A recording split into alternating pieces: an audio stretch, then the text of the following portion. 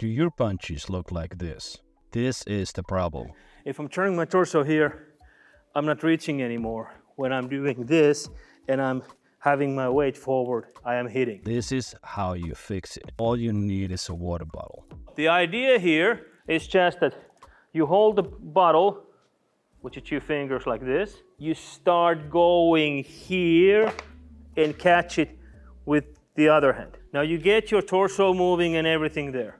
And you will notice if you are standing like this, upright here, and now I try to catch this, I cannot. So the idea is that once I release the hand from here, this one will catch it, getting it to there. And thinking that, okay, is your body posture being like it should be when you are delivering a cross? This somehow fixes the problem quite nicely. Another one, when I want to see feedback, I will take hold of the bottle from the cork, and now as I make the punch, I want to see this knocking down. Now I can practice hitting with the correct part of my fist, so I get it to hit here.